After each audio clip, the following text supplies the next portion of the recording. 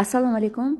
Sizni xaosga olib kelayotgan fikrlardan bittasi insonning hayotida hech qanday o'zi uchun tegishli bo'lgan yo'li yo'q, aniq yo'li yo'q deb o'ylagan bo'lsangiz, bu katta xato. Bu illyuziyani endi mifga aylantiramiz. Diqqat bilan quloq soling. Yer o'z o'qi atrofida aylanadi va u hisob-kitobi aniq.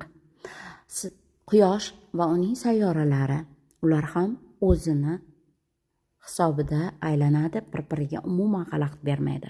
Soat millari ham o'zi aylanadi va ularda ham hech qachon kontrol qilib uni to'g'rilab turmaysiz.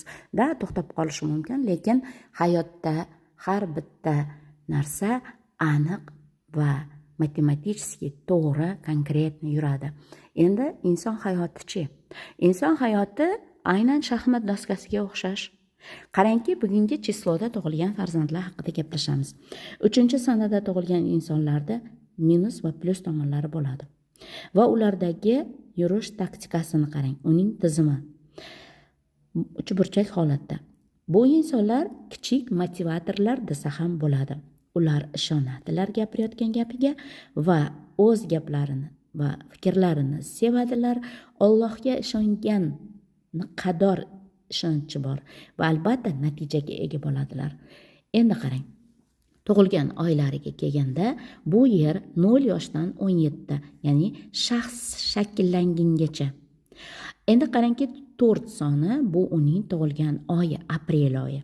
Endi bu yerda 18 va 27 yoshgacha bo'ladi va inson bu yerda endi to'g'riburchak harakat qiladi. Bu yerda endi u mukammal. Bu yerda u endi moddiyatni o'ylay oladigan darajadagi inson. Aynan bugun tug'ilgan insonlar qarangda. Bu yerda ijodkor inson, bolalarni yaxshi ko'radi va dunyo ilmini arxivi ularda, faqat ular o'qiganida eslaydilar xolos.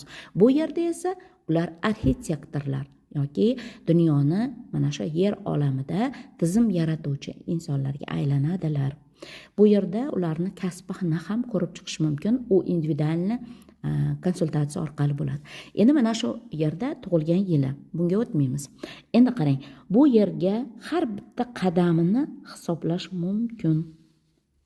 Mana bu yer markaz, inson o'zini bu tomonini ham, bunisini ham, buni tomonlarini hisob-kitob qilganda kelib chiqadi bu kombinatsiyalar.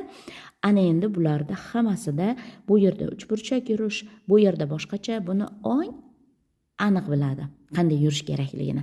Soatni yasab qo'yganingizdan keyin o'zi yurishni boshlaganidaqa, lekin